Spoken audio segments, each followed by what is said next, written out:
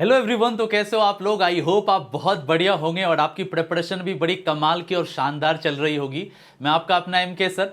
कोप्रो series आपने बहुत like किया है और जितने भी कोप्रो सीरीज आ रहे हैं आप उसको बहुत सपोर्ट कर रहे हैं और हम उम्मीद करते हैं कि आप इसी तरीके से सपोर्ट करते रहें ताकि हम वीडियो की फ्रीक्वेंसी को भी मेंटेन रखें। कैसे सपोर्ट करना है? तो आपको शेयर कर देना है ज्यादा से ज्यादा जब भी आपके पास कोई भी वीडियो आया करे कोप्रो सीरीज का, राइट? तो कोप्रो सीरीज का जबरदस्त वीडियो एसिड। अगर गाइज मैं बात करूं 2020 जेई मेंस की एडवांस की या 21 जेई मेंस एडवांस की, एसिडिक और बेसिक स्ट्रेंथ रहा है। शायद ही कोई ऐसा साल होता है जेई में या नीट में जब एसिडिक और बेसिक स्ट्रेंथ से सवाल नहीं पूछे जाते। तो हमारा टॉपिक आज का है एसिड। आप देख रहे हो आपके लिए लेमन लेके आए हैं, बिल्कुल मजा ही आ जाएगा आज। जी हाँ, पीएच पेपर भी हमारे पास है, कलर चेंज कर चुका है। आप भी अपने दिमाग का रंग चेंज कीजिए। Welcome to IIT and NEET कोप्रो सीरीज और लेक्चर नंबर ये 3rd होने जा रहा है ऑर्गेनिक का। और यहाँ एसिडिक स्ट्रेंथ पे अपन बात कर रहे होंगे, राइट? थोड़ा सा आगे बढ़ने से पहले आपको समझा देता हूं। जैसा कि आप मुझे जानते हैं, मैं आपका अपना एमके सर तकरीबन 10 साल से पढ़ा रहा हूं। 3 साल हो गए अनअकैडमी प्लस पर लाइव पढ़ाते हुए। आपको 1000 ऑफ कोर्सेज दे दिए हैं और आपने उनको बहुत पसंद किया है। बड़े टू द पॉइंट, रेलेवेंट और बड़े इंपॉर्टेंट थे आपके लिए। इसके अलावा मुझे आज तक 11 बेस्ट टीचिंग अवार्ड मिल चुके हैं। लास्ट टीचिंग अवार्ड मुझे अनअकैडमी की तरफ से भी मिला है। इसके अलावा मैंने बुक्स भी लिखी है जिसके ऊपर 2.5 लाख से ज्यादा का डाउनलोड है। आप itexplains.com पे जाके डाउनलोड कर सकते हैं, ठीक है? Thank you very much for your incredible love and support. तो लेट्स स्टार्ट द सेशन, ठीक है? ओके गाइस, स्टार्ट करते हैं। तो स्टार्ट करेंगे सबसे पहले एसिडिक स्ट्रेंथ में स्केल से, क्योंकि अगर आपने प्रीवियस ईयर के क्वेश्चंस को देखा होगा तो वहां पे ऐसा नहीं है कि हमारे जेई में पीएच पे सवाल आते हैं। वहां पे सवाल पीके या के बारे में पूछा जाता है या केबी या पीकेबी के बारे में पूछा जाता है। तो सबसे पहले आपको ऑर्गेनिक में यह समझना होगा कि आखिर किस तरीके से एसिडिक स्ट्रेंथ को रिप्रेजेंट किया जाता है। तो जैसा कि गाइस एग्जांपल के लिए हम चलिए एक एसिड ले लेते हैं और एसिड जो हमारा है वो RCOOH है, दैट इज कार्बोक्सिलिक एसिड, ठीक है? मान लेते हैं ये कुछ इस तरीके से डिसोसिएट हो रहा होगा, RCOO- और साथ में H पॉजिटिव आ रहा होगा, राइट? आप समझ गए हो, ये आपका एसिड है। और आप जानते हो जब आप हाइड्रोजन निकाल रहे होते हो तो जो बन रहा होता है अपन उसको यहां पर बोल रहे होते हैं कंजुगेट बेस, राइट? सो अगर मैं इसके इक्विलिब्रियम के लिए एक एक्सप्रेशन लिखूं तो क्या नजर आ रहा होगा? देखो जरा सा सोच के देखो, Ka इज इक्वल टू हो जाएगा RCOO-, राइट? और यहां से आ जा रहा होगा H+, ठीक है? और देखो बेटा यहां से आ जा रहा होगा RCOOH आ रहा होगा। समझ में आ रही बात? अच्छा, तो बेसिकली अगर मैं आपको बोलूं कि जो ये Ka वाला पार्ट है वो बेसिकली क्या रिप्रेजेंट कर रहा है, तो एसिड के डिसोसिएशन कांस्टेंट को। ये जो है बेटा डिसोसिएशन कांस्टेंट है किसका? Of acid. एसिड का डिसोसिएशन कांस्टेंट है। अब आप मुझे एक सिंपल सी बात बताइए, एकदम साधारण सी बात, कि अगर मैं आपको बोलूं कि कोई एसिड अच्छा होगा तो इसका क्या मतलब है? इक्विलिब्रियम फॉरवर्ड डायरेक्शन में जाएगी, H पॉजिटिव का जो जनरेशन होगा वो मोर होगा, इसका जो जनरेशन होगा वो मोर होगा, ज्यादा H पॉजिटिव जनरेट हो रहे होंगे। मतलब अगर मैं आपको बोलूं कि एक स्ट्रॉन्ग एसिड कौन होता है, तो एक स्ट्रॉन्ग एसिड जो होगा वो सीधा डिपेंड करेगा कि H+ आयन का कॉन्सेंट्रेशन कितना है। समझ में आ रही है बात? समझ में आ रही है बात? अच्छा, दूसरी चीज ये भी बहुत ही ज्यादा इंपॉर्टेंट है आपको समझना कि एसिडिक स्ट्रेंथ जो होगा वो डायरेक्टली प्रोपोर्शनल होगा Ka का। लेकिन गाइस अब यहां पर ऑर्गेनिक में एक बड़ी जबरदस्त दिक्कत आ जाएगी। अब आप सुनिए वो दिक्कत क्या है। देखिए, जैसे अपन ऑर्गेनिक एसिड की बात करते हैं और मान लीजिए कि let R is equal to CH3 है, मान लिया कि R is equal to methyl है, तो अब जो एसिड क्रिएट हो रहा होगा ना, वो एसिड क्या क्रिएट होगा? CH3COOH क्रिएट होगा, and this acid is nothing but acetic acid. अब बेटा एसिडिक एसिड का अगर आप इसमें डिसोसिएशन कांस्टेंट चेक करोगे तो experimentally Ka is equal to 1.8 into 10⁻⁵ आता है। मैं जस्ट समझा रहा हूं दिक्कत क्या है। अब मान लीजिए कि कोई एसिड आपको दिया गया, एसिटिक एसिड, और हमसे पूछा जाए कि ये कितना एसिडिक है, तो हम बोलेंगे यार ठीक ठाक एसिडिक है। नहीं नहीं, कितना एसिडिक है ये बताइए जी, एक्चुअल में स्केल बताइए। तो हम क्या बोलेंगे? 1.8 इंटू 10⁻⁵ या कुछ एसिड है 2.27 इंटू 10⁻⁻6 या 13.2 इंटू 10⁻⁻11। क्या ऐसे बोलेंगे? क्या ऐसे स्केल दिया जा सकता है क्या? ये बड़ा कॉम्प्लिकेटेड हो जाएगा। सो हम क्या करते हैं ना, Ka के हिसाब से ऑर्गेनिक में जनरली एसिडिक स्ट्रेंथ को एक्सप्रेस नहीं करते, इसके लिए यूज किया जाता है pKa, और pKa इज इक्वल टू होता है -log 10 Ka। ठीक है, समझ में आई बात? तो हम क्या करते हैं, जो ये Ka निकला ना, इसका हम नेगेटिव में log 10 Ka ले लेते हैं, इससे ये चीज सिंप्लीफाइड हो जाती है। जैसे यहां पे अगर आप लगाइएगा तो जो pKa जो होगा किसका, एसिटिक एसिड का, वो आपको निकल के 4.76 आ जाएगा और ये ज्यादा आसान हो जाएगा, रिप्रेजेंट करना बड़ा आसान हो जाएगा। इसीलिए देखिएगा आप, जनरली आप देखिएगा कि ऑर्गेनिक केमिस्ट्री में pKa ही दिया जाता है, समझ रहे। इसका pK 25 है, इसका pK 15 है, इसका pK 13 है, इसका pK 4.76 है, या इसका pK -2 है। तो हम कोशिश करते हैं कि स्केल को सिंप्लीफाइड करने के लिए, इसी के लिए वर्ड आया pK। अब कई बार बच्चों को कंफ्यूजन होता है एग्जाम में, कई बार पूछ दिया जाता है Ka का ऑर्डर बताओ 4 एसिड का क्या होगा, डिक्रीजिंग या इंक्रीजिंग। तो हमको समझ में नहीं आता है कि कैसे होगा। देखो, एक अच्छे एसिड का Ka जो होता है वो हाइयर होता है, लेकिन pK नेगेटिव में लिया गया है, तो हम ये बोल सकते हैं कि acidic strength is directly proportional to Ka और इनवर्सली प्रोपोर्शनल टू pKa।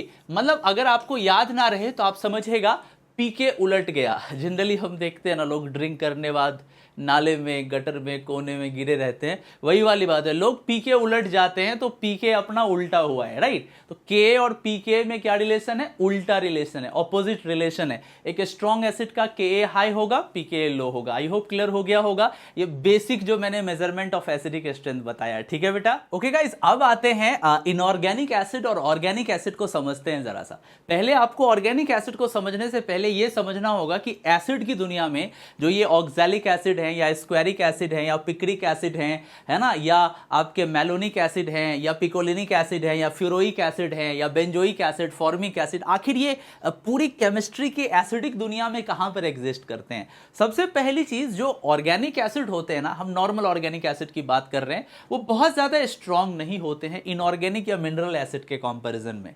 अगर मैं pK स्केल पर ही बात करूं तो इनऑर्गेनिक एसिड तो कई बार नेगेटिव स्केल में नजर आते हैं, मतलब जिनका pK वैल्यू नेगेटिव होता है, इतना कम होता है। पर हमारे जो ऑर्गेनिक एसिड्स होते हैं most of the time positive में ही रहते हैं, कई बार कुछ एक्स्ट्रा फैक्टर्स आने की वजह से वो नेगेटिव में जा सकते हैं, मैंने पहले भी बताया था। तो मोस्टली एक कंक्लूजन हम निकाल सकते हैं कि organic acids are weaker acids than inorganic acid, right. अब मैं आपको समझाता हूं। सबसे पहले इनऑर्गेनिक एसिड्स जो हैं, हम इसको बाइनरी एसिड्स में भी क्लासिफाई कर सकते हैं, ऑक्सो एसिड्स में भी क्लासिफाई कर सकते हैं, या आपने इनऑर्गेनिक फिजिकल दोनों में देखा होगा। तो मैं यहां पे वो बात नहीं करने जा रहा, मैं सीधा समझाता हूं। तो इनऑर्गेनिक एसिड्स का बेसिकली मतलब हो गया, या तो हम बात कर रहे हैं मिनरल एसिड्स की, ठीक है, समझ रहे हो। हम ऑक्सो एसिड्स की भी बात कर सकते हैं। ऑक्सो एसिड्स का मतलब जिसमें ऑक्सीजन के साथ एसिड्स हो। देखो इसमें होता क्या है, जैसे एग्जांपल के तौर पे मान लो कि तुम्हारा पर क्लोरिक एसिड है, HClO4 है, या मान लो तुम्हारा नाइट्रिक एसिड है, या मान लो तुम्हारा HBr है, या मान लो तुम्हारा HCN है, या तुम्हारे पास H2SO4 है। समझ में आ रही है बात या नहीं समझ रहे हो। HClO3 है, या मान लो तुम्हारे पास HOBr है, समझ रहे हो, या HCl है। ये सब जो एसिड्स है ना, हम इनको बोल रहे होते हैं जनरली इनऑर्गेनिक एसिड के अंदर ही आ रहे होते हैं। बेटा अभी मैं बात करूंगा, थोड़ा सा सब्र करो। ऑर्गेनिक एसिड्स के अंदर वो कुछ खास तरह के कैटेगरीज हैं। जैसे सबसे पहला इसके अंदर सल्फोनिक एसिड आता है, RSO3H, ठीक है। इसके बाद तुम्हारे पास कार्बोक्सिलिक एसिड आता है, इसके बाद फिनॉल आता है, इसके बाद अमाइड आते हैं, इसके बाद सल्फोनामाइड आते हैं। इस तरह के स्पेसीज जो हो गए, या आपके पास टर्मिनल एल्काइंस आ जाते हैं, या आपके पास नॉर्मल अल्कोहल आ जाते हैं। समझ में आ रही है बात। इसी तरीके से आपके पास और भी कई तरह के डेरिवेटिव्स हो सकते हैं, जैसे कि इलेक्ट्रॉन रिलीजिंग ग्रुप या इलेक्ट्रॉन विड्रॉइंग ग्रुप लगा दिया, इससे एसिडिक स्ट्रेंथ वेरी होता रहेगा। तो ये सारी चीजें ऑर्गेनिक के अंदर आती। लिस्ट बड़ी लंबी है, जैसे जैसे हम आगे बढ़ेंगे वैसे वैसे एक्सप्लेन करते जाएंगे। वो रहा मिनरल एसिड या इनऑर्गेनिक एसिड, ये रहा ऑर्गेनिक एसिड। बात समझ में आ रही है। अच्छा, अब समझ में आता है कि इनका स्ट्रेंथ कैसे वेरी करेगा। देखो, और इसका सिंप्लीफाइड एक रीजन है कि जो मिनरल एसिड या ऑक्सो एसिड या इनऑर्गेनिक एसिड होते हैं, इसमें कमाल का डिसोसिएशन होता है। इसमें जबरदस्त डिसोसिएशन देखने को मिलता है। इसका जो डिसोसिएशन है ना, वो ऑसम है। इसका जो डिसोसिएशन है वो ऑसम है। अब आपने एसिड और बेस में और रिडॉक्स रिएक्शन में पढ़ा होगा फिजिकल और इनऑर्गेनिक केमिस्ट्री में। मैं वो बात करने नहीं जा रहा कि जो HI है वो बड़ी आसानी के साथ 100% के आसपास टूट जाएगा, H पॉजिटिव में I माइनस में बॉन्ड लंबी होती है, एंड ऑल अदर थिंग्स। ये आप जानते हो, ये हमारा आज का टॉपिक नहीं है, राइट। और मैं आपको एक मोटा मोटी समझाता हूं। इन एसिड्स में भी जो ऑर्डर आपको देखने को मिलेगा, आप लिख लीजिए HClO4, इसके बाद आएगा H2SO4, इसके बाद HI, इसके बाद HBr, इसके बाद HCl, इसके बाद HNO3, बस इतना ही रहने देते हैं। ये देखिए इनका कुछ जो आप देख रहे हैं एसिडिक एस्टर का ऑर्डर है, और ये एक्चुअली आया कहां से, ये K वैल्यू के हिसाब से है। अगर आप HClO4 की बात करेंगे ना बेटा, आपको विश्वास नहीं होगा इसका K किस रेंज में जाता है। इसका K वैल्यू 10⁸ से लेके 10⁻12 के रेंज का होता है। Oh my God, they are extremely acidic species perchloric acid. Similarly अगर मैं H2SO4 की बात करूं तो H2SO4 जो है वो 10⁴ से लेके 10⁸ के रेंज में चला जाता है। तो ये तो इनऑर्गेनिक एसिड्स हैं, ये बड़े ही पावरफुल एसिड्स माने जाते हैं, राइट। अब आइए दूसरी तरफ ऑर्गेनिक एसिड की बात कर लें, तो मैं इसके बारे में समझाऊंगा। अब जैसे सबसे पहले अपन आते हैं सल्फोनिक एसिड की तरफ। अभी थोड़ी देर में आप देखिएगा तो यहां बेसिकली क्या हो रहा है, देखो RSO3OH है।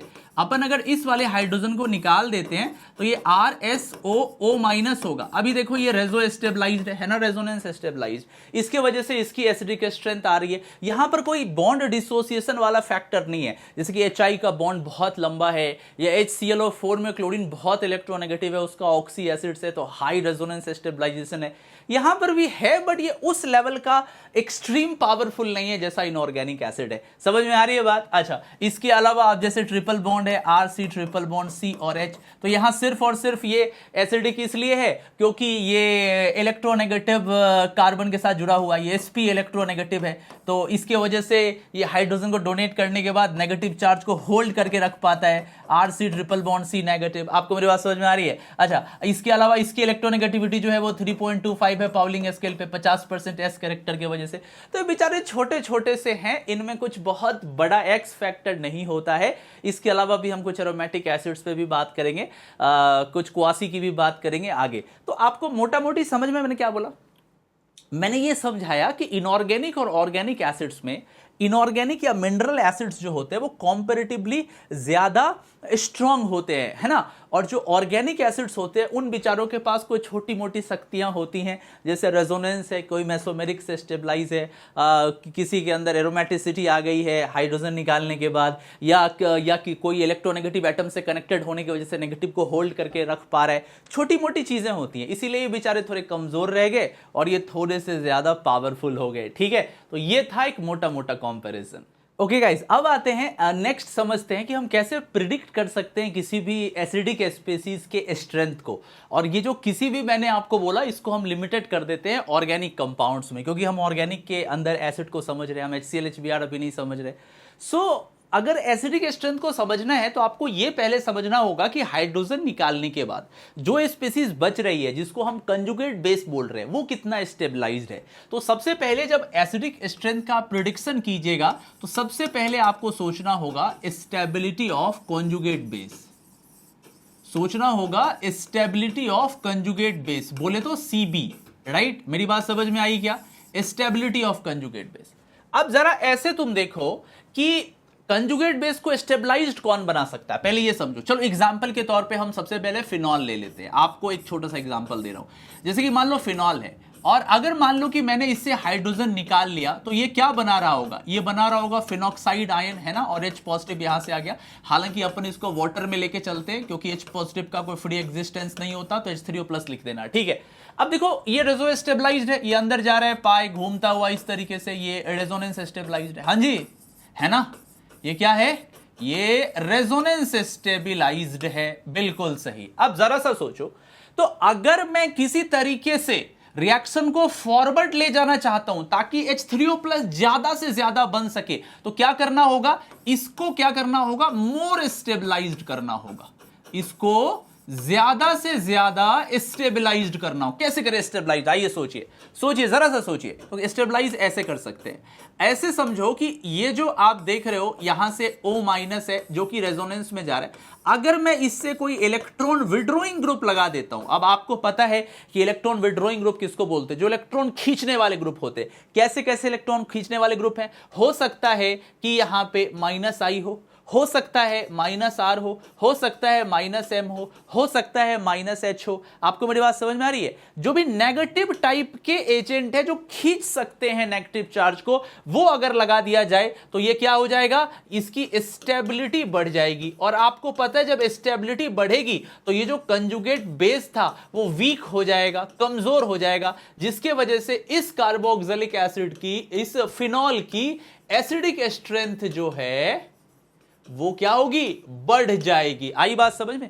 तो अगर किसी तरीके से हम इसको स्टेबलाइज कर पाए तो हम इसकी एसिडिक स्ट्रेंथ को बढ़ा देंगे। दूसरी तरफ आप ऐसे भी सोच सकते हैं कि अगर मान लीजिए कि O- है और हम यहां पर कोई इलेक्ट्रॉन रिलीजिंग ग्रुप लगा दे ERG, जो कि इलेक्ट्रॉन देने वाले ग्रुप है, यहां विड्रॉइंग ग्रुप खींच रहा था, यहां रिलीजिंग देगा तो क्या होगा, चार्ज डेंसिटी बढ़ जाएगी। और जब इस पे नेगेटिव चार्ज डेंसिटी बढ़ेगी तो H पॉजिटिव के लिए जो एफिनिटी थी, जो प्यार था इस कंजुगेट बेस में, वो वापस H+ को पकड़ने के लिए तैयार हो जाएगा। और होगा क्या, रिएक्शन जो होगी वो बैक डायरेक्शन में चली जाएगी। तो अगर यहां पे हम +I लगा दें, +R लगा दें, +M लगा दें, +H लगा दें, समझ में आ रही बात? इस तरह की चीजें चार्ज डेंसिटी को बढ़ाती हैं, जिससे इसकी एसिडिक स्ट्रेंथ घट जाती है। आपको मेरी बात समझ में आ गई? तो हमको क्या मांगता है, हमको मांगता है विड्रॉइंग, और नहीं क्या मांगता है, इलेक्ट्रॉन रिलीजिंग। हम एक मोटा मोटी प्रिडिक्शन कर रहे हैं, राइट? हां जी। अब इसी चीज को क्या हम और इंप्लीमेंट कर सकते हैं, आइए देखते हैं। जैसे एग्जांपल के तौर पे आप ले लीजिए RCOOH, राइट? और मान लीजिए इसी तरीके से हम इसको पानी में पुट कर रहे हैं और ये बना रहा है RCO- और H3O+, और हम चाहते हैं कि हमारा इक्विलिब्रियम फॉरवर्ड डायरेक्शन में स्विच हो। तो क्या करना होगा, ये जो कंजुगेट बेस है इसको स्टेबल बनाने की कोशिश करनी होगी। अब ये स्टेबल कैसे होगा, सीधा सा फंडा है। अब यहां पे जो रेजोनेंस काम कर रहा था इस तरीके से, हम यहां पर इलेक्ट्रॉन विड्रॉइंग ग्रुप लगा देते, वो भी तगड़े वाले, एकदम तगड़े वाले। तो इलेक्ट्रॉन विड्रॉइंग ग्रुप क्या क्या हो सकते हैं यहां पे, ऑब्वियस सी बात है बहुत कुछ हो सकता है। हम यहां पे टॉप लेवल पे -I को हम रख सकते हैं। इसके अलावा मान लो कि बहुत ज्यादा ग्रुप नेगेटिविटी वाले एलिमेंट हो, क्या हो, ग्रुप EN हो। ग्रुप EN का मतलब क्या होता है, जैसे कि मान लो CF3 लगा हुआ हो, समझ रहे हो? जैसे कि मान लो CCl3 लगा हुआ हो, जैसे कि मान लो साइनाइड लगा हुआ हो, समझ रहे हो? जैसे कि मान लो यहां से COCH3 लगा हुआ, तो जो इस तरह के ग्रुप्स होते हैं जो कि इलेक्ट्रॉन विड्रॉइंग इफेक्ट क्रिएट करते हैं, अगर उसको भी आप लगा दीजिएगा तो जबरदस्त एसिड हो जाएगा। जैसे एग्जांपल के तौर पे मान लीजिए आपने, ये ऑलरेडी जेई में आ चुका है, यहां पे मान लो मैंने पहला एसिड लिया RC+CCOH, दूसरा मैंने लिया RCH-CHCOH, तीसरा मैंने लिया RCH2CH2COH। अब आप मुझे बताओ इन तीनों में से सबसे ज्यादा एसिडिक कौन होगा? जस्ट मैंने आपको बताया विड्रॉइंग। अब देखो अगर मैं ग्रुप इलेक्ट्रोनेगेटिविटी की बात करूं, ये बहुत जबरदस्त इलेक्ट्रोनेगेटिव है, तो ये हो जाएगा मैक्सिमम, और इसकी मैं बात करता हूं तो ये हो जाएगा मिनिमम। आई मेरी बात समझ में? तो 1 2 3 डिक्रीजिंग ऑर्डर हो जाएगा। जब कभी भी प्रिडिक्शन करना हो आपको एसिडिक स्ट्रेंथ का, आप उसका कंजुगेट बेस बनाइए और कंजुगेट बेस बना के उसकी स्टेबिलिटी चेक कीजिए। अगर उसमें विड्रॉइंग ग्रुप हम लगा देंगे तो वो उसके एसिडिक स्ट्रेंथ को बढ़ा देगा, और रिलीजिंग ग्रुप लगा देंगे तो वो उसके क्या करेगा, उसके एसिडिक स्ट्रेंथ को घटा देगा। तो एसिड में विड्रॉइंग मांगता है आपको। जैसे पैरानाइट्रोफिनॉल जो होगा वो ज्यादा एसिडिक होगा पैरामिथॉक्सीफिनॉल के कंपैरिजन में। ये अभी हम फैक्टर्स पे तो आए ही नहीं, अभी तो मोटा मोटी प्रिडिक्शन चल रहा है। अब आइए लिए चलते हैं आपको फैक्टर्स पे। ओके गाइस, अब आते हैं सबसे इंपॉर्टेंट पार्ट की तरफ, जिससे सीधा क्वेश्चन आपको IIT जेईई या नीट में नजर आएगा। मैं आज क्वेश्चंस भी प्रैक्टिस आपको कराऊंगा कि वो कौन कौन से फैक्टर्स हैं बेटा जिनके ऊपर डिपेंड करता है आपका एसिडिक स्ट्रेंथ। ठीक है, तो मैं यहां पे 2 चीजें बताऊंगा, और विश्वास करो मेरा, इन 2 चीजों को जानने के बाद तुम्हारा कोई भी सवाल प्रीवियस ईयर में छूटेगा ही नहीं। ठीक है, सारे के सारे क्वेश्चंस बन जाएंगे, और आने वाले एग्जाम में जिसके लिए भी आप प्रिपेयर कर रहे हैं 100% मैं गारंटी के साथ बोलता हूं आपका काम हो जाएगा। आप इस अगले 5-7 मिनट को ध्यान से सुनिएगा। मैं बेसिकली बात कर रहा हूं factors affecting stability of the conjugate base या एनायन। आपको पता है कि कंजुगेट बेस जितना ज्यादा स्टेबल होगा, मतलब जितना वीक बेस होगा, उतना बढ़िया आपके लिए एसिडिक स्ट्रेंथ उतनी ज्यादा होगी। तो 2 चीजें यहां पर आपको हम बताएंगे। देखिए, सबसे पहली चीज, एक छोटी सी ट्रिक मेरी याद रखिएगा, हालांकि ट्रिक ये कम कॉन्सेप्ट ज्यादा है। पहली चीज है BBQ आ रही। पहली ट्रिक तो ये है कि अगर आपके पास BBQ आ रही, बहुत फनी है ना, हां, बैक बॉन्डिंग। सबसे पहली चीज ये बैक बॉन्डिंग है। दूसरी चीज Q का मतलब होता है क्वासी एरोमेटिक। Q का मतलब होता है क्वासी एरोमेटिक मैं समझाऊंगा। ए का मतलब होता है नॉर्मल एरोमेटिक स्पीसीज, आर का मतलब होता है रेजोनेंस, आप समझ सकते हो, और में मेसोमेरिक। हालांकि दोनों में एक फाइन लाइन का डिफरेंस है बट इट्स ओके, मोटा मोटी एक ही है। अब आता है हाइपर कंजुगेशन, हाइपर कंजुगेशन, ठीक है, और लास्ट में आता है इंडक्टिव। अब मैं एक एक करके आपको एक्सप्लेन करता हूं इनके बारे में, है ना। मोटा मोटी जो है आपको इतनी सारी चीजें यहां पे दिख रही होंगी, ठीक है। अब समझो ये है क्या सर, पहली बात ये है क्या सर। देखो सबसे पहले बैक बॉन्डिंग, तो देखो अगर बैक बॉन्डिंग स्टेबिलिटी को क्रिएट करे तो भी हमारा कंजुगेट बेस स्टेबलाइज होते हुए एसिडिक एसिड को बढ़ा देगा। जैसे आपको छोटा सा एग्जांपल देते हैं, आप लोग बस ध्यान से देखना, है ना बेटा, ध्यान से देखो। मान लो एस एस है और यहां पर एक हाइड्रोजन लगाया, और दूसरे केस में हम क्या किए, यहां से ओ लगाएं और यहां से हाइड्रोजन लगाएं। अब दोनों हाइड्रोजन को निकालना है, आप बताओ क्या एसिडिक एसिड दोनों का सेम होगा? क्या लगता है आपको, क्या दोनों का एसिडिक एसिड सेम होगा? नहीं। मैं समझाता हूं कैसे। जैसे अगर मैं यहां से आता हूं तो यहां से सल्फर है, यहां से सल्फर है और यहां से नेगेटिव चार्ज है, कूल। अब समझो यहां जो सल्फर है आपको पता है इसके पास वेकेंट डी ऑर्बिटल है, तो यहां से बैक बॉन्डिंग हो जाएगी, डी ऑर्बिटल रेजोनेंस आ जाएगा, इसके वजह से इसकी स्टेबिलिटी मैक्सिमाइज हो जाएगी, स्टेबिलिटी इंक्रीज होगी और एसिडिक स्ट्रेंथ बढ़ जाएगा। पर आप जरा यहां से सोचो कि अगर मैं यहां पे ओ लगाता हूं और यहां नेगेटिव लगाता हूं, अब यहां नेगेटिव लगाएंगे तो क्या यहां पर कोई बैक बॉन्डिंग है? नहीं, उल्टा ऑक्सीजन का जो लोन पेयर है छोटा और चार्ज डेंस होने की वजह से रिपल्सन आएगा, जिससे ये अनस्टेबल हो जाएगा। इससे ये क्या हो जाएगा जी? अनस्टेबल हो जाएगा, जो कि हमारे लिए बहुत ही डेंजर है, बहुत ही खतरनाक है। तो इसकी किसकी एसिडिक एसिड ज्यादा हो जाएगी? इसकी। ये हो जाएगा मोर एसिडिक, ये हो जाएगा मोर एसिडिक। आई बात समझ में आपको? वो मोर एसिडिक हो गया और ये हमारा लेस एसिडिक हो गया। तो बैक बॉन्डिंग बड़ा ही इंपॉर्टेंट रोल प्ले कर रहा था। इसके अलावा भी हम बैक बॉन्डिंग को एक्सप्लेन कर सकते हैं, मैं समझाता हूं कैसे, आप लोग बस देखते जाना। जैसे एग्जांपल के तौर पे मैं आपको बोलता हूं कि हमारे पास ना एक एसिड है सिलेनॉल्स टाइप का, कैसा? यहां से R2 लगा हुआ है, यहां से Si लगा हुआ है, समझ रहे हो, और यहां से लगा है H और यहां से OH लगा हुआ है।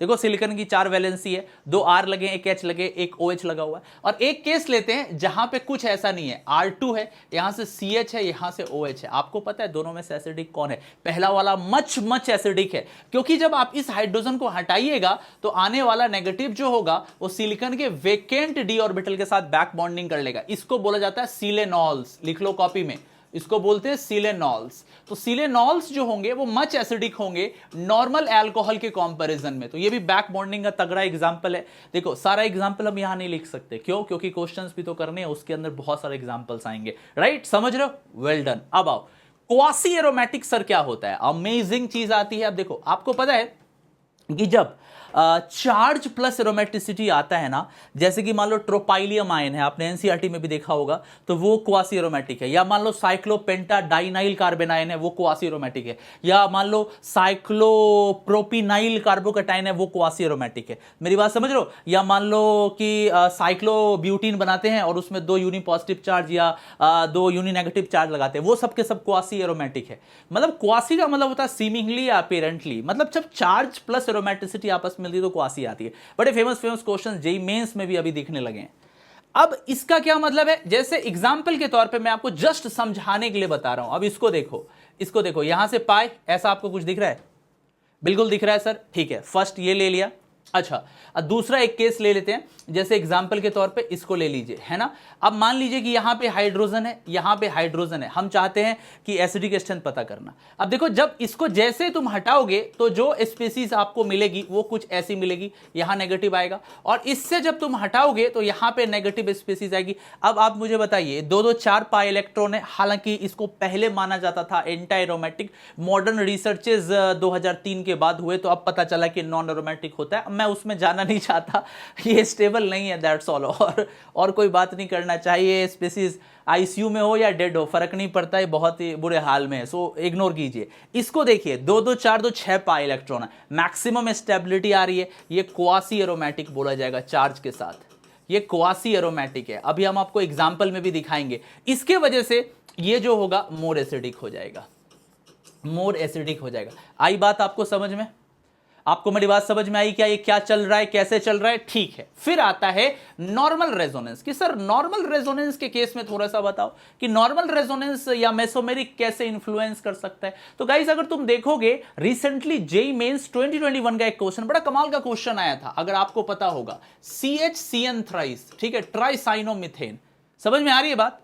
CHCN thrice. और अगर मान लो मैं एक दूसरा लेता हूं, ये हमारे पास क्या है, मान लो CHI3 है, आइडोफॉर्म, और हम बात करें दोनों में से ज्यादा एसिडिक कौन होगा बेटा? ट्राइसाइनोमिथेन नेगेटिव में pK को रखेगा बिकॉज ऑफ रेजोनेंस या मेसोमेरिक। देखो कैसे, अगर मैं हाइड्रोजन हटाऊं तो नेगेटिव आएगा, यहां से देखो पहला साइनाइड, यहां से देखो दूसरा साइनाइड, और यहां से देखो तीसरा साइनाइड। अब नेगेटिव इधर से रेजो करके इधर जा सकता है, इधर करके इधर जा सकता है, इधर करके इधर जा सकता है। तीन तीन साइनाइड का -I -M -R। O my God, this is amazing and amazing. तो जितना ज्यादा रेजोनेंस काम करेगा उतना बढ़िया है। CHI3 में केवल हल्का सा -I काम कर सकता है, बैक बॉन्डिंग आयोडो के साथ होती नहीं है क्योंकि साइज का गैप बहुत ज्यादा है ना? समझ रहे हो? इफेक्टिव ओवरलैपिंग नहीं होगी। सो कहने का मतलब है जितना ज्यादा आप रेजोनेंस बढ़ाइएगा ना उतना बढ़िया आपके लिए, जितना पॉसिबल हो सके। जैसे एग्जांपल के तौर पे मैं एक छोटा सा केस आपको देता हूं, जैसे कि मान लीजिए कि यहाँ पे OH लगा हुआ है और मैंने ना यहाँ पे नाइट्रो लगा रखा है। अभी मैं बहुत सारे एग्जांपल्स लाऊंगा, जस्ट वेट,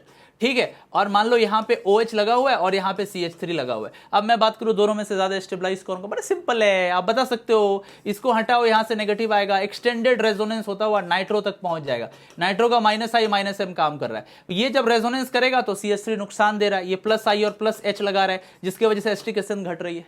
तो ये क्या हो गया जी? ये बेटर एसिड हो गया, ये बेटर एसिड हो गया। और ये क्या हो गया? पुअर एसिड हो गया।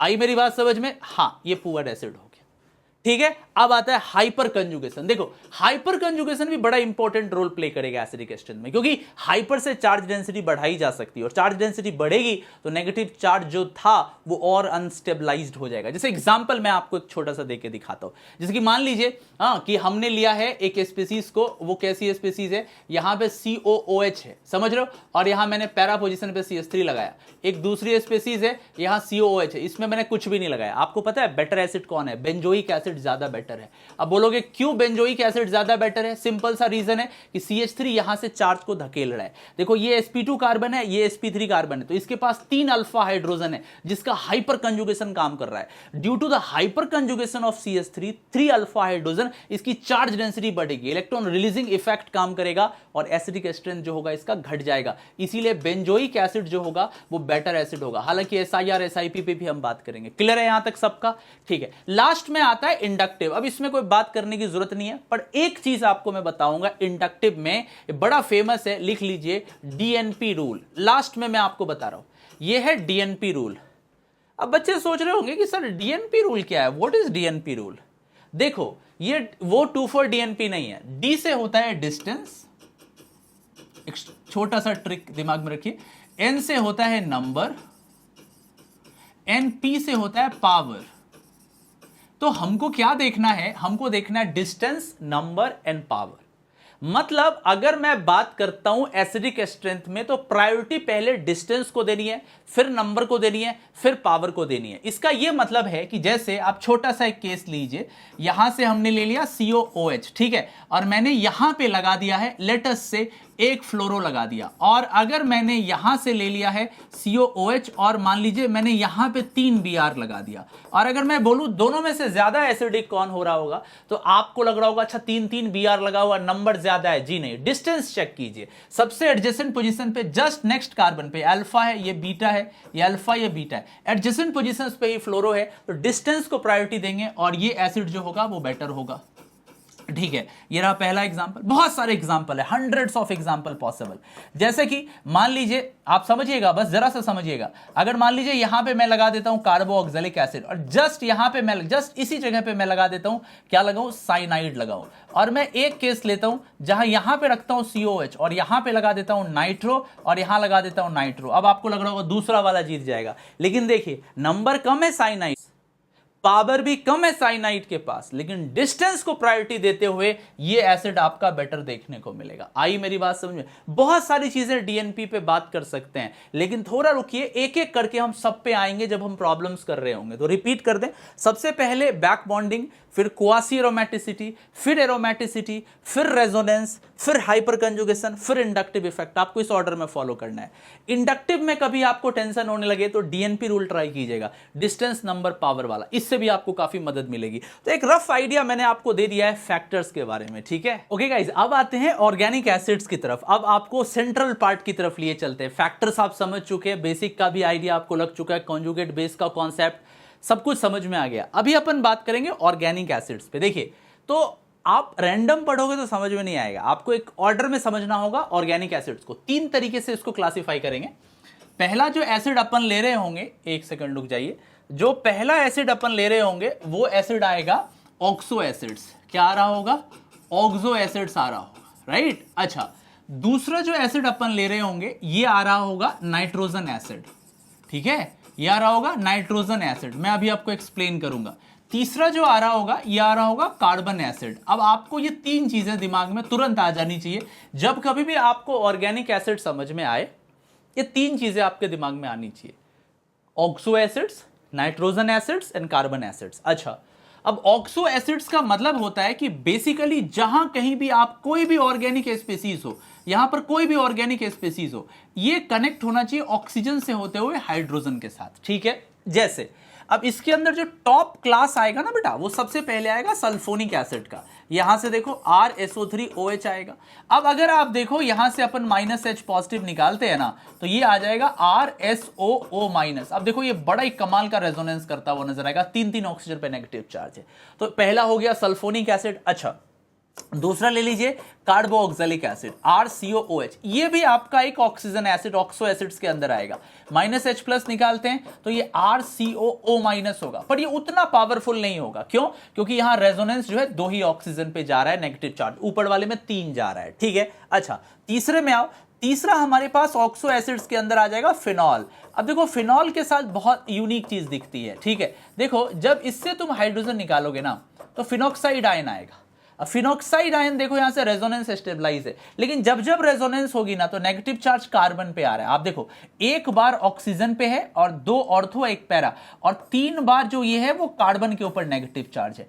ऊपर अगर तुम देखोगे कि 2 बार ऑक्सीजन के ऊपर नेगेटिव चार्ज है और ये इक्वल डिस्ट्रीब्यूटिंग है, मतलब इसमें ना क्वालिटी ज्यादा है और इस वाले में क्वांटिटी ज्यादा है। और आपको मैं कई बार पहले भी बता चुका हूं कि रेजोनेंस की दुनिया में कौन जीतता है? जो जितना क्वालिटेटिव रेजोनेंस करता है, ना कि क्वांटिटेटिव रेजोनेंस। यही रीजन है कि जो कार्बोक्सिलिक एसिड होते हैं जनरली फिनॉल के कंपैरिजन में 10,000 गुना ज्यादा एसिडिक होते हैं। सिंपल फैक्ट यही है कि इसके अंदर रेजोनेंस स्टेबलाइजेशन जो है क्वालिटेटिव वाइज बहुत बढ़िया है, 2 ऑक्सीजन पे, और यहां पे मतलब क्वालिटी अच्छी नहीं है, रेजोनेटिंग स्ट्रक्चर्स काफी बन रहे हैं। आ रही है बात समझ में? अच्छा, इसके अलावा कौन आते हैं? इसके अलावा आते हैं अल्कोहल। अब ROH, इन बेचारों के पास कोई एक्स फैक्टर नहीं है, ये सीधा क्या करेंगे? RO- है, बस सीधा सा रोल है EN फैक्टर, है ना? इलेक्ट्रोनेगेटिविटी की वजह से ये नजर आता है, ठीक है? तो अगर मैं ऑर्डर की बात करता हूं तो देखो इसके ऑर्डर में क्या होगा बेटा? 1 नंबर पे सल्फोनिक एसिड,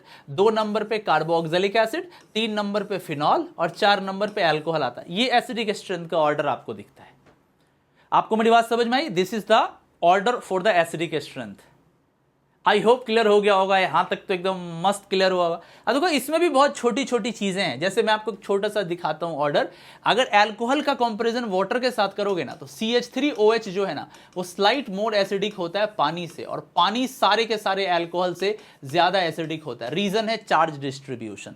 अगर तुम देखोगे तो O- जो होता है ना, मैंने इसको बहुत डिटेल में समझाया है। अगर आपने हमारी प्रीवियस वीडियो देखी होगी, आप हमारे रेगुलर व्यूअर हो तो आप जानते होंगे ये O- जो है जस्ट लाइक स्प्रेड आउट कर देता है चार्ज को सरफेस पे, जिससे चार्ज डेंसिटी घटती है और मिथॉक्साइड आयन स्लाइट मोर स्टेबलाइज्ड होता है हाइड्रोक्साइड आयन के कंपैरिजन में, राइट? आप पीके से भी चेक कर सकते हैं, इसका पीके 15.56 और इसका पीके 15.76, मतलब थोड़ा सा स्लाइटली मोर एसिडिक है। चलिए वो तो अलग बात है। तो ये तो ऑक्सो एसिड समझ में।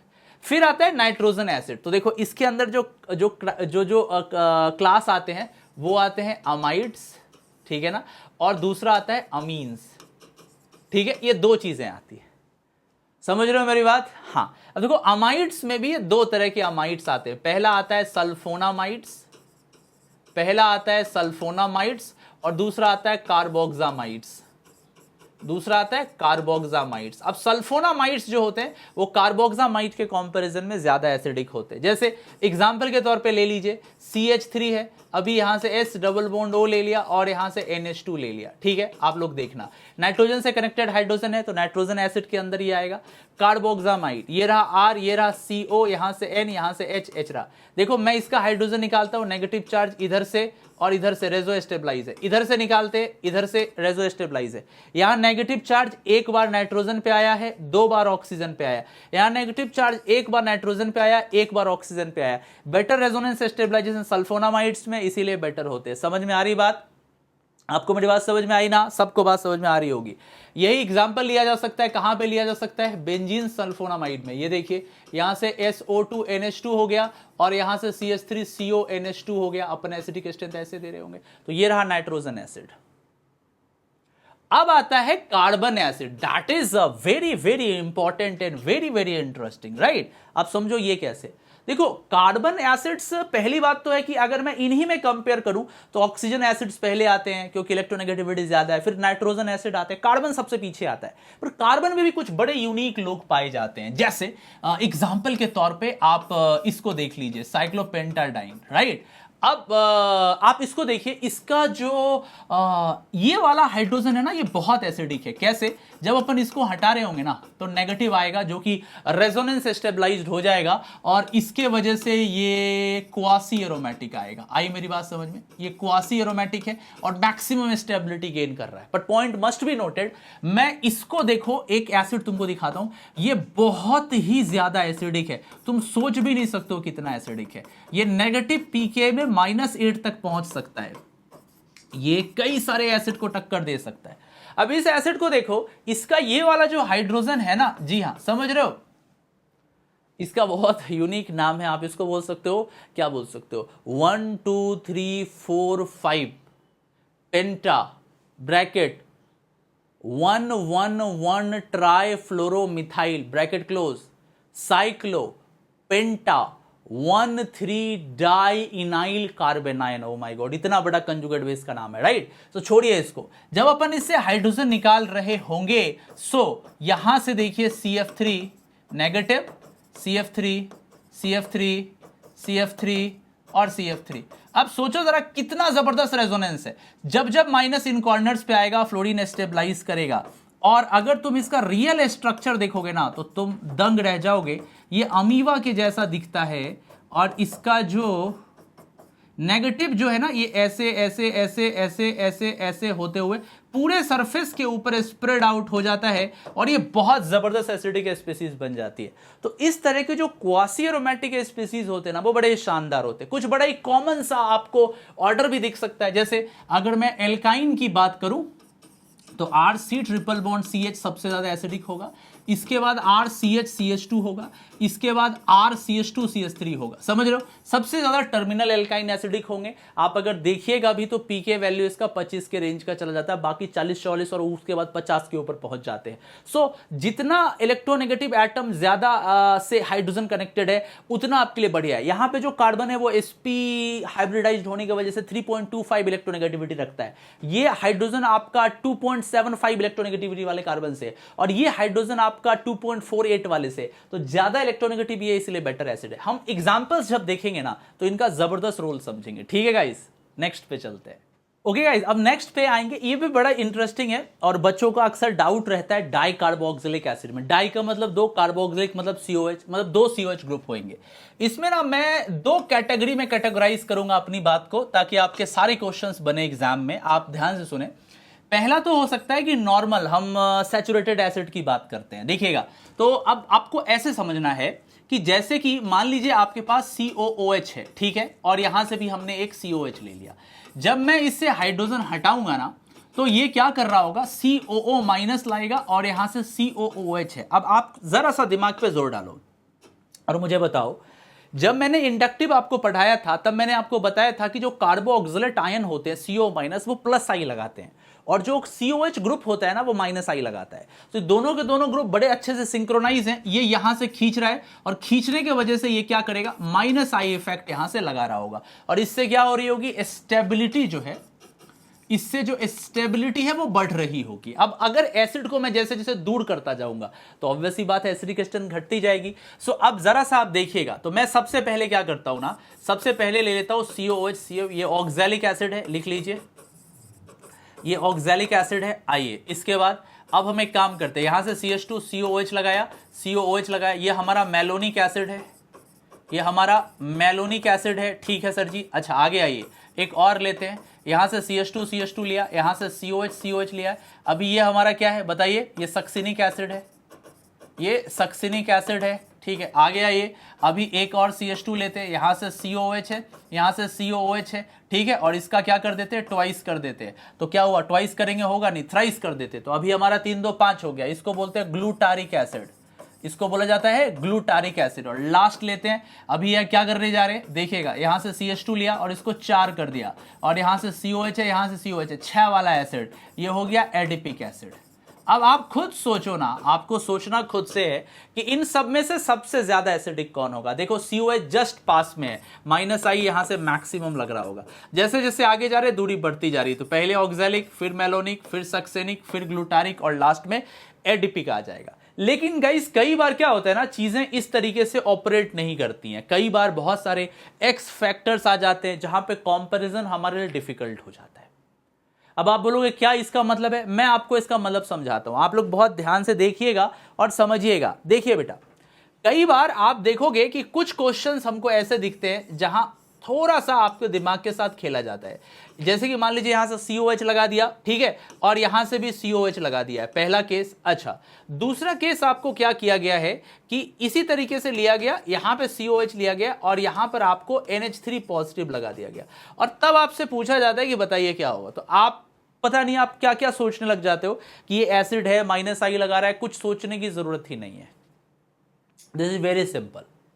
सबसे पहली चीज, अच्छा कई बच्चे ये भी सोचते हैं कि NH3 पॉजिटिव है तो H दे देगा। बेटा NH3 पॉजिटिव वाले जो हाइड्रोजन होते हैं ना, ये 9.5 की रेंज के pKa होते हैं और कार्बोक्सिलिक एसिड उससे मच ज्यादा एसिडिक है, ये 4.6 4.7 4.8 तक लाई करता है। तो अपन एसिड को कंपेयर करेंगे, इसके हाइड्रोजन को नहीं, ठीक है। अच्छा अब सीधा ऐसा सोचो कि यहां से चेक करो दूरी कितनी है। आप देखो यहां से पहला कार्बन, दूसरे कार्बन पे एसिड है, यहां से चेक करो पहला कार्बन और सीधा NH3 पॉजिटिव लगा हुआ है। तो इसका माइनस आई अपने को देखना होगा, जो कि डिस्टेंस वाइज मैक्सिमम नजर आ रहा है। जस्ट एडजेसेंट पर NH3 पॉजिटिव लटका हुआ और यहां COH है, यहां से भी माइनस आई ये लगाएगा पर उतना बढ़िया नहीं लगेगा। पहली बात तो थोड़ा दूर भी हो जाता है और दूसरी चीज COH का माइनस आई NH3 पॉजिटिव के सामने में बच्चा है, इसीलिए ये एसिड हमारा जो होगा वो स्ट्रॉन्ग एसिड हो जाएगा। तो इस तरह का जो कंपाउंड है वो अमीनो एसिड में अक्सर कई बार नजर आ जाता है, वो अलग अलग मीडिया में पूछ देते हैं, तो कंफ्यूज मत होइएगा। दूसरा और सबसे इंपॉर्टेंट गाइस, जिसको मैं जरूर बताना चाहूंगा, ये आते हैं अनसैचुरेटेड एसिड और ये पूरा का पूरा मामला चेंज कर देंगे। ये आते हैं अनसैचुरेटेड एसिड। अब बेटा अनसैचुरेटेड एसिड में क्या होता है ना कि हाइड्रोजन बॉन्डिंग का एक बड़ा इंपॉर्टेंट रोल आ जाता है। जैसे मैं आपको एक छोटा सा केस दिखाता हूं, जैसे कि मान लीजिए कि मैंने लिया CH डबल बॉन्ड CH, यहां से COOH और यहां से COOH, समझ रहे हो, ये हमारा क्या है, जी हां ये ब्यूट 2-इन-1,4 डायोइक एसिड है, राइट। अच्छा अब इसके दो वर्जन हो सकते हैं, एक सिस हो सकता है, एक ट्रांस हो सकता है, अपन इसको ले सकते हैं मैलिक और फ्यूमेरिक में। सो बेसिकली अगर तुम देखो C डबल बॉन्ड C है, यहां से H है, यहां से H है, अब देखना यहां से COOH और यहां से COOH है, ठीक है, सिस वर्जन है, right, this is sis version, cool. अच्छा हम इसी का एक वर्जन लेते हैं ट्रांस वर्जन। अब ट्रांस में क्या हो रहा होगा, सोचो जरा, यहां से आके लगेगा COOH और यहां से आगे लगेगा COOH और यहां है हाइड्रोजन और यहां है हाइड्रोजन। अब देखो इसके दो pK वैल्यू हो सकते हैं, दो K वैल्यू हो सकते हैं। पहला वाला मान लीजिए pKa1 है, दूसरा pKa2 है, या K1 K2 है। मामला कैसे बदलेगा, देखो जब मैं यहां से हाइड्रोजन निकालूंगा -H+, तो देखो क्या हो रहा होगा, तुरंत ही हाइड्रोजन बॉन्डिंग आपको दिख जाएगी जो इसके कंजुगेट बेस को जबरदस्त स्टेबलाइज कर देगी। ये देखिएगा यहां से तुरंत हाइड्रोजन बॉन्डिंग दिखी और इसको स्टेबलाइज कर गई। तो अगर मैं बात करता हूं Ka वैल्यू की और मैं मान लूं कि ये Ka1 था और यहां से जब हम हाइड्रोजन निकाल रहे होंगे तो क्या ऐसी कोई स्टेबिलिटी आ रही होगी? बताइए तो CO माइनस है, यहां से COOH है, कोई हाइड्रोजन बॉन्डिंग से स्टेबिलिटी नहीं आई। कई बच्चों का डाउट होता है शुरुआत में भी तो लग रहा होगा वो बहुत कमजोर होगा, बेटा ये बहुत स्ट्रॉन्ग हाइड्रोजन बॉन्डिंग बाद में बना। सो अगर मैं बात करूं इसके Ka1 की और मैं इसके Ka1 की, तो पहले वाले का Ka1 जो होगा वो ज्यादा बेटर होगा। मतलब अगर मैं फर्स्ट डिसोसिएशन कांस्टेंट की बात करता हूं तो हमारा मैलिक जीत जाएगा। पहला वाला जो एसिड है मैलिक एसिड, अगर मैं इसके K1 की बात करता हूं तो जीत जाएगा किसके कंपैरिजन में? फ्यूमेरिक एसिड के Ka1 के कंपैरिजन में, राइट। आप साइक्लिक इसी तरीके से साइक्लोहेक्सेन 1,2 डाइकार्बोक्सिलिक एसिड में सिमिलर लगा सकते थे। लेकिन जब इसी चीज को हम पलट दें और मैं अगर चाहता हूं कि अब दूसरा हाइड्रोजन निकालूं, क्या लगता है आपको? बताइए, ओपिनियन दीजिए। अगर मैं चाहता हूं कि यहां से हाइड्रोजन निकालूं तो यहां से हाइड्रोजन निकालेंगे तो क्या ये पॉसिबल है निकाल पाना? नहीं, हाइड्रोजन बॉन्डिंग बड़ी स्ट्रॉन्ग काम करेगी। निकाल भी लेंगे तो आजू बाजू O नेगेटिव वाले स्पीसीज आ जाएंगे, जिससे रिपल्सन बट की एनर्जी बढ़ेगी और अनस्टेबिलिटी आ जाएगी। तो दूसरा हाइड्रोजन निकालना डिफिकल्ट है। पर आप मुझे बताइए, यहां से दूसरा हाइड्रोजन निकाल सकते क्या? इजीली निकाल सकते। तो अब अगर मैं बात करता हूं सेकंड के लिए तो पल्ला चेंज हो गया। मैलिक एसिड का जो Ka2 होगा ना वो कम होगा किससे? फ्यूमेरिक एसिड से। फ्यूमेरिक एसिड का जो Ka2 होगा ना वो ज्यादा होगा। मैंने Ka2 मैंने बोला है ना, पीके देते तो कंफ्यूज मत होइएगा। तो मैं एक बार आपको समराइज कर देता हूं। मैलिक एसिड का पहला हाइड्रोजन निकालना फ्यूमेरिक एसिड से आसान है। मतलब फर्स्ट जो एसिडिक स्ट्रेंथ आएगी मैलिक एसिड की फ्यूमेरिक से ज्यादा होगी। लेकिन दूसरे निकालते टाइम में जो कि ये स्ट्रांगली कनेक्टेड है आपका मैलिक एसिड, वो दिक्कत देगा। इसीलिए दूसरे वाले केस में आपका मैलिक एसिड के ऊपर फ्यूमेरिक एसिड डोमिनेट कर जाएगा। इसी तरीके का सेम फंडा आप लगा सकते थे। कहां लगा सकते थे? साइक्लोहेक्सेन में। देखिए यहां से COH है, यहां से COH है। देखिए सेम फंडा आपको यहां पर भी नजर आ रहा होगा। ठीक है, बिल्कुल इसी तरीके से यहां पर भी आप निकालिएगा आपको सेम नजर आएगा। हालांकि वहां पे ट्रांस वाली पॉसिबिलिटीज नहीं होती है। इसीलिए आप इस एसिड की बात कीजिए और अगर आप इस एसिड की बात कीजिए, यहां COH है या मेटा पे COH है या पैरा पे COH लगा सकते हैं, एनी ऑफ दीज पोजीशन, तो एसिडिक स्ट्रेंथ ऊपर वाले का बढ़ेगा।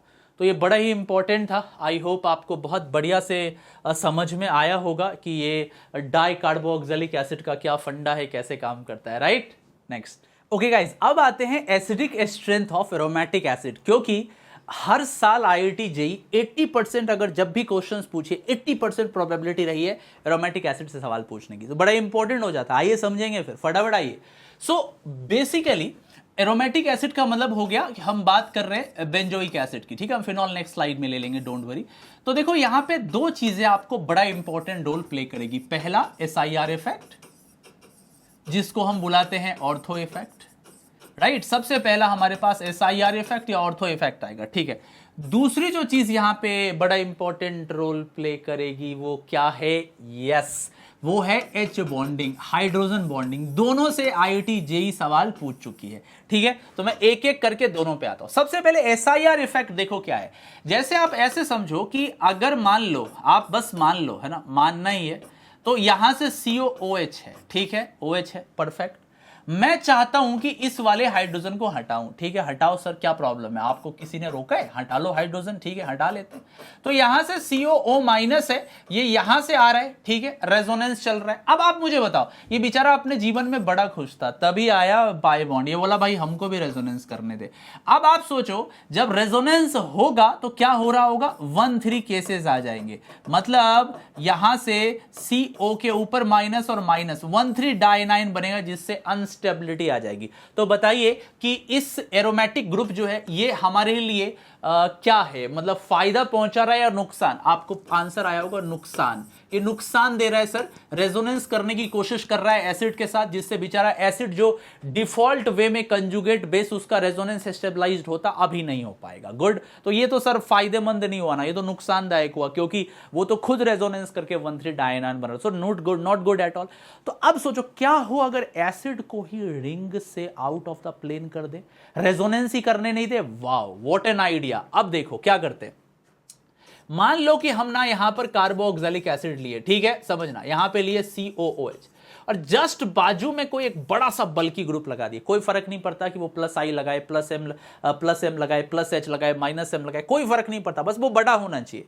साइज मैटर करता है। तो अगर मैं यहां पे कोई बल्की ग्रुप लगा देता हूं, क्या करता हूं जी, कोई बहुत बल्की ग्रुप लगा देता हूं, तो उससे क्या हो सकता है, यस समझाते हैं, तो उससे एसिडिक स्ट्रेंथ बढ़ेगी, क्योंकि वो इसको रिपेल करेगा, वंडरवॉल रिपल्सन क्रिएट होगी, और चूंकि carboxylic acid out of the plane चला जाएगा, जिसकी वजह से नाउ रिंग के कारण जो होने वाली नुकसान थी, जो डिजास्टर हो रही थी, अब वो डिजास्टर मैनेजमेंट यहां पे हो सकता है। सो बेस्ट हमारे लिए क्या है, कोई बल्की ग्रुप का होना। तो मैं ये बोल सकता हूं कि बेंजोइक एसिड के केस में जो एसिडिक स्ट्रेंथ होगा वो डायरेक्टली प्रोपोर्शनल होगा बल्की ग्रुप के एट ओ पोजीशन, ऑर्थो पोजीशन पे। जितना बड़ा ग्रुप आप ऑर्थो पे लगाइएगा उतना ज्यादा एसिडिक स्ट्रेंथ बढ़ना स्टार्ट हो जाएगा।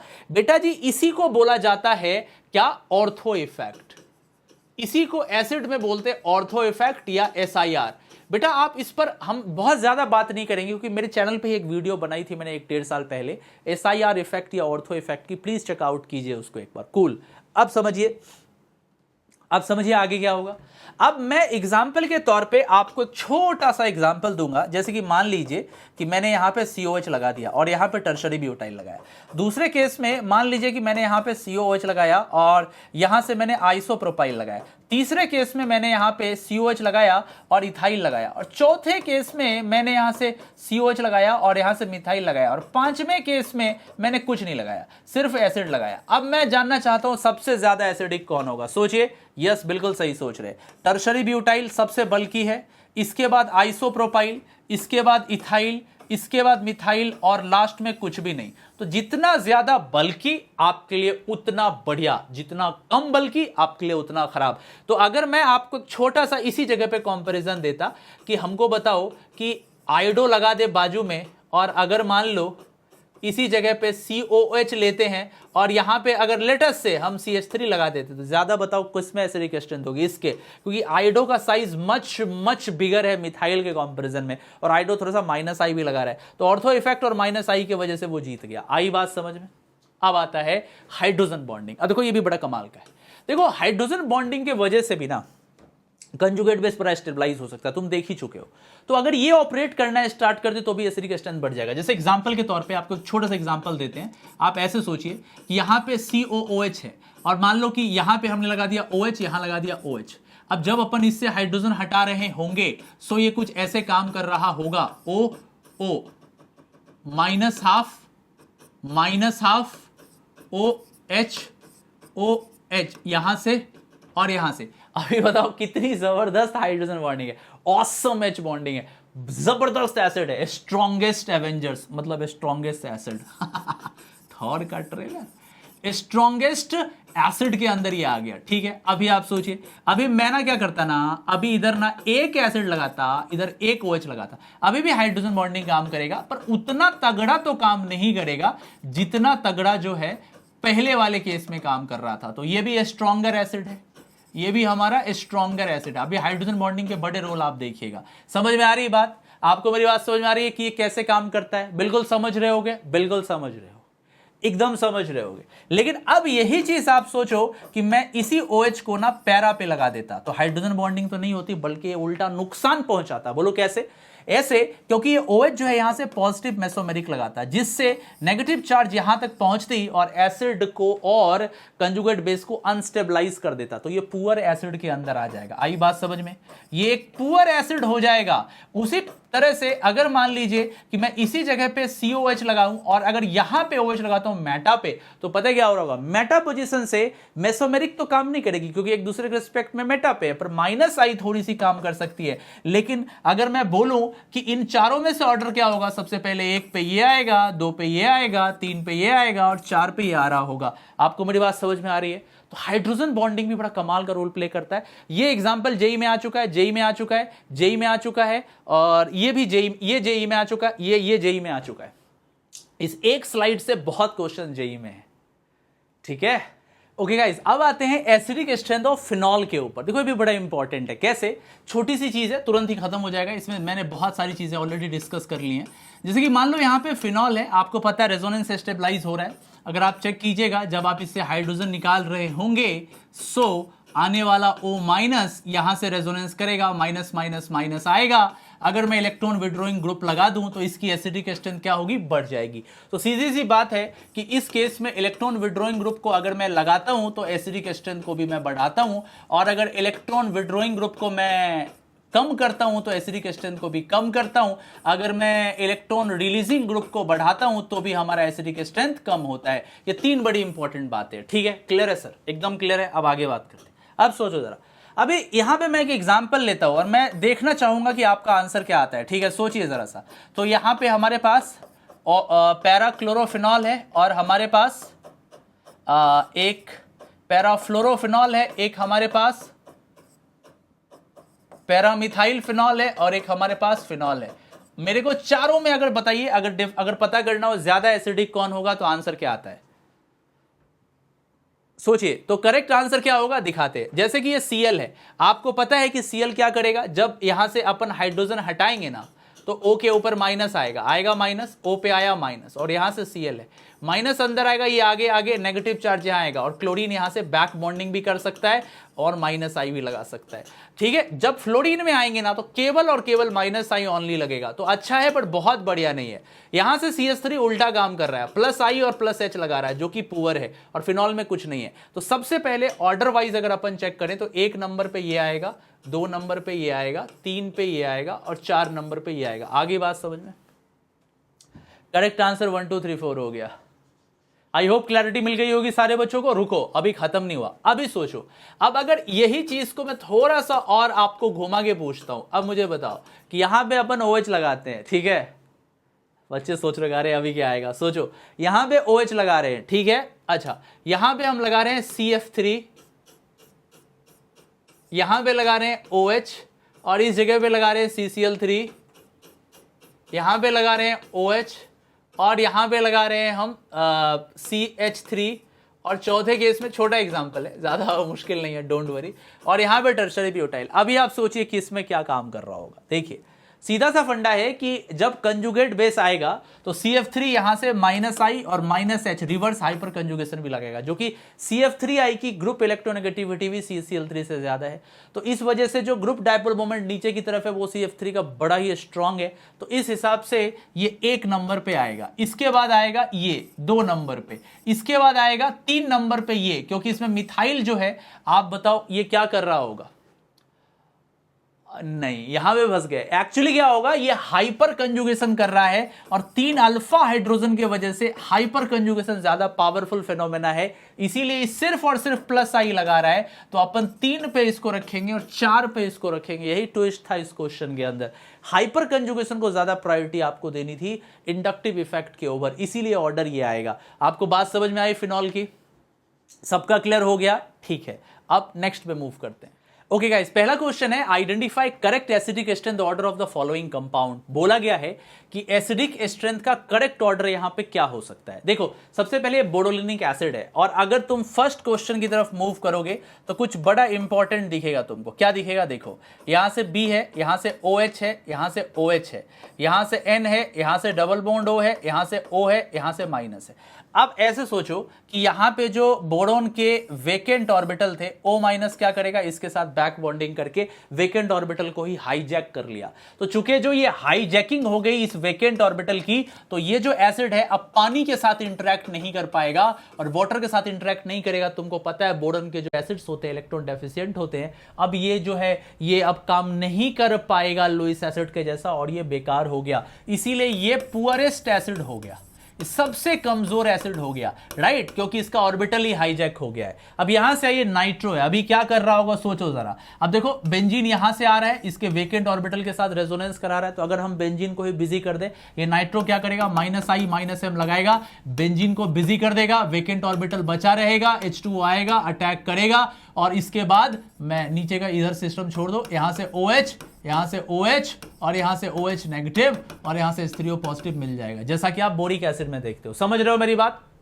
ठीक है, तो ये हमारा जो होगा बेस्ट होगा। नाइट्रो जब मेटा पे लगेगा तो केवल माइनस आई लगा पाएगा, माइनस आई ओनली। तो ऑर्डर क्या हो जाएगा, पहले आपको मेसोमेरिक वाला चेक कीजिए, क्योंकि आपको मैं पहले ही बता चुका मेटा से मेसोमेरिक नहीं लगता, मेटा से सिर्फ इंडक्टिव लगा सकते हैं। पहले आएगा 3, फिर आएगा 2, फिर आएगा 1, तो 3 2 1, so B is the correct answer. Clear है? ओके, नेक्स्ट क्वेश्चन पे आते हैं। बोला गया कि इसके एसिडिक स्ट्रेंथ को बताइए। देखो सिंपल सा रीजन है, मैंने बताया आपको हाइड्रोजन हटाओ और कंजुगेट बेस की स्टेबिलिटी चेक करो। अब इसको हटाओ, देखो नेगेटिव जो है वो यहां से रेजोनेंस स्टेबलाइज है, यहां से भी स्टेबलाइज है। यहां से हटाओ, इधर से भी नेगेटिव चार्ज, इधर से भी स्टेबलाइज है। यहां से हटाओ नेगेटिव चार्ज, इधर स्टेबलाइज है, इधर स्टेबलाइज है। लेकिन जरा सा रुको, आप वहां पे देखोगे तो नेगेटिव चार्ज बहुत आराम के साथ दोनों सीओ के साथ स्टेबलाइजेशन दिखा रहा है। यहां से अगर देखोगे तो दोनों सीओ के साथ स्टेबलाइजेशन जरूर है, बट चार्ज को अगर मैं देखूं तो यहां नाइट्रोजन और 2 ऑक्सीजन पे है और यहां कार्बन और 2 ऑक्सीजन पे है। और आपको पता है कि ये अमाइड आपको दिख रहा है, ये 1,3 कीटो दिख रहा है। ऑब्वियस सी बात है इसकी एसिडिक स्ट्रेंथ ज्यादा होगी, क्योंकि नाइट्रोजन के ऊपर नेगेटिव चार्ज आता है एक बार और 2 बार ऑक्सीजन पे। यहां एक बार कार्बन पे और 2 बार ऑक्सीजन पे। यहां से देखो एक बार कार्बन 2 बार ऑक्सीजन पे आता है, पर ये जो है ना ये विलन है, क्योंकि ये भी रेजोनेंस करके ग्रुप को बिजी रखेगा। इसकी वजह से नेगेटिव चार्ज उतने अच्छे से रेजोनेंस नहीं कर पाएगा, बिकॉज इस ऑक्सीजन का काउंटर रेजोनेंस काम कर रहा है। तो सबसे पहले हमारे पास आएगा 2, 2 के बाद आएगा 1 और 1 के बाद आएगा 3। So what is the correct answer? सबसे पहले 2 आया, इसके बाद 1 आया, इसके बाद 3 आया। सो 2, 1, 3 इज द करेक्ट आंसर। फिर से देख लो, नाइट्रोजन 2 ऑक्सीजन है, वहां पे कोई काउंटर नहीं है, यहां काउंटर करेगा तो कंजुगेट बेस कम स्टेबल होगा, इसीलिए 2, 1, 3, 2, 1, 3 is the correct answer. Clear है? ओके, नेक्स्ट क्वेश्चन है which among the following is the strongest acid. बड़ा प्यारा सा सवाल है, जेईई मेंस 2019 का क्वेश्चन है। सोचो, देखो CHBr3, CHI3, CHCl3 कुछ यूनिक नजर नहीं आ रहा, लेकिन अगर मैं यही चीज CHCN3 में बात करूं तो देखो इससे जब अपन हाइड्रोजन हटाएंगे ना तो नेगेटिव आएगा, यहां से C triple bond N, C triple bond N, C triple bond N। अब देखो नेगेटिव चार्ज का कितना जबरदस्त रेजोनेंस स्टेबलाइजेशन है, ऑसम रेजोनेंस स्टेबलाइजेशन है। आ रही है बात समझ में? अमेजिंग रेजोनेंस स्टेबलाइजेशन, इतना बढ़िया किसी में भी नहीं है। बैक बॉन्डिंग जो भी हो किसी में भी नहीं है, इतनी पावरफुल नहीं है जितनी साइनाइड में। 3 साइनाइड मिलके इसको बेस्ट एसिड बना देते हैं। So D is the correct answer. Clear हो गया सबका? मैं ऑलरेडी क्वेश्चन करा चुका हूं, ठीक है? नेक्स्ट पे चलते हैं। Okay, identify the acidic strength of the following compound. अभी इसमें क्या करना है ना, आप सीधा सोचो कि ये जो 1, 2, 3 है अपन कैसे कंपेयर कर सकते हैं, कितना लंबा रेजोनेंस है, कितना बढ़िया रेजोनेंस है। मैं अगर यहां से निकालता हूं इस हाइड्रोजन को तो जो नेगेटिव आएगा वो यहां से यहां, यहां से यहां, यहां से यहां, यहां से यहां, यहां से यहां एक रास्ता, या यहां से यहां, यहां से यहां और यहां से यहां 2 रास्ता। दोनों तरफ से एक्सटेंडेड रेजोनेंस में जा रहा है, 3 के जैसा कोई नहीं, नो वन इज लाइक 3। ठीक है, अब आइए अब 2 की बात करते हैं और 1 की बात करते हैं। यहां से अपन अगर हाइड्रोजन निकाले माइनस आएगा, ये यहां, ये यहां, ये यहां पर भी काम कर रहा है रेजोनेंस, एक छोटकू रेजोनेंस काम कर रहा है, तो 3 के बाद 1 आएगा। और 2 में तो सबसे छोटा सा, बस एक छोटा सा रेजोनेंस काम कर रहा है, तो उतना स्टेबलाइज नहीं होगा। जितना ज्यादा रेजोनेंस, क्योंकि क्वालिटी तो ऑलमोस्ट सबकी एक जैसी है, रेजोनेंस की तो क्वांटिटी देख लीजिए, क्वालिटी सेम आई, तो पहले हो गया 3, फिर हो गया 1 और लास्ट में हो गया 2। 3, 1, 2। सो D is the correct answer. Clear है? ओके, फिर बोला गया है कि acidity of the protons H in each of the following. Right, इसमें आपको बताना है कि H की एसिडिटी का ऑर्डर क्या होगा। देखो सिंप्लीफाइड फंडा है।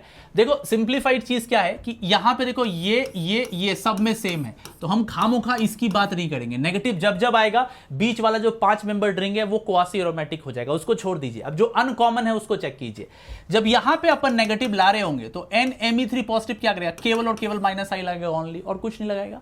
यहां से जो नेगेटिव आएगा ना तो PMe3 माइनस आई भी लगाएगा और इसके वेकेंट ऑर्बिटल के साथ बैक बॉन्डिंग होकर नेगेटिव ऑलमोस्ट डिस्ट्रॉय हो जाएगा। सो 2 वाला तो मतलब ओपी है, एकदम ओपी बोले तो बेस्ट ऑफ बेस्ट। और 3 में बात करेंगे ना तो नेगेटिव चार्ज को CH3 अनस्टेबलाइज करेगा। कैसे अनस्टेबलाइज कर रहा होगा आपको पता है कैसे?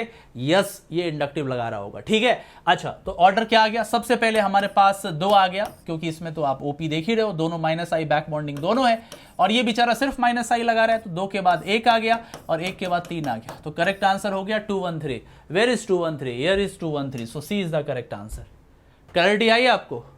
क्लैरिटी आई आपको? सो करेक्ट आंसर जो हो गया हमारे पास वो 2 हो गया, फिर 1 हो गया, फिर 3 हो गया। ठीक है, ओके नेक्स्ट पे आते हैं। Identify correct acidic strength of the following compound. आपको इनके एसिडिक स्ट्रेंथ के बारे में बताना है। सोचिए जरा सा, क्या सोचा जाए? देखो अगर मैं हाइड्रोजन हटाऊंगा तो यहां नेगेटिव आएगा। देखो कितने रिंग नेगेटिव है, 3 एरोमेटिक रिंग के साथ नेगेटिव का रेजोनेंस हो सकता है। यहां से आओ तो नेगेटिव आएगा 1, 2, 3, 4 एरोमेटिक रिंग के साथ ये नेगेटिव रेजोनेंस कर सकता है। ठीक है, हाँ एक टाइम पे नहीं होगा पर हो सकता है।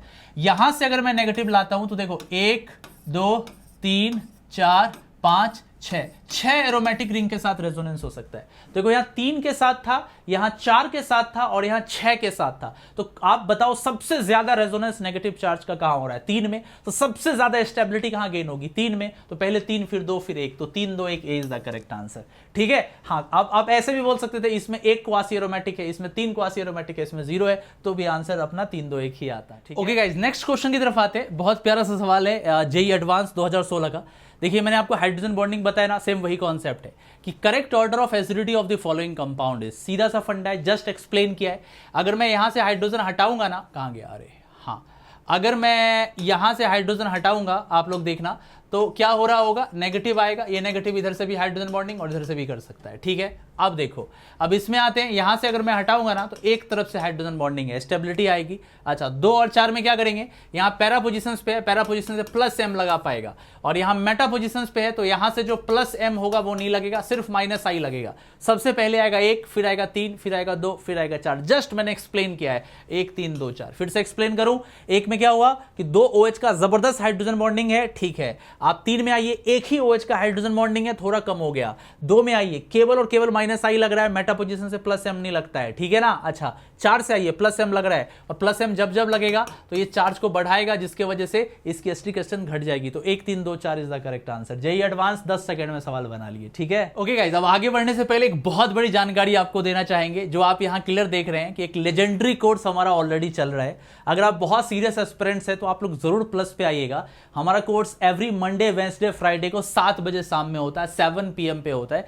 ये बहुत ही बेस्ट कोर्सेज हैं। इसमें हमने अभी अभी हाइड्रोकार्बन्स स्टार्ट किया है, GOC चल रहा है, तो आप लोग मेक श्योर जरूर इस बैच में आइएगा अगर आप मेंस और एडवांस की तैयारी कर रहे हैं तो। ठीक है।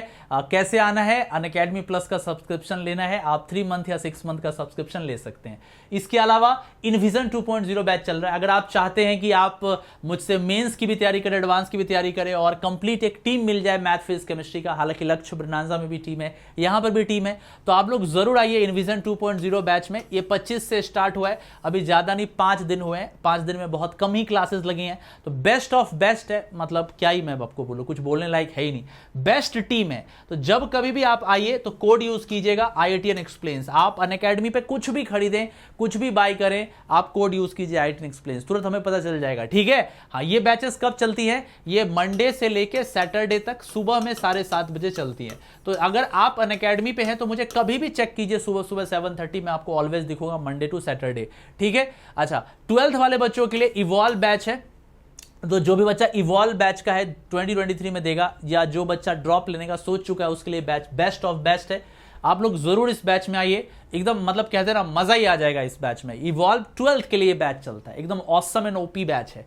राइट, हाँ जी, हाँ, मैं पढ़ा रहा हूं, आपको क्या चाहिए यार, अच्छे खासे टीचर्स मिलते हैं।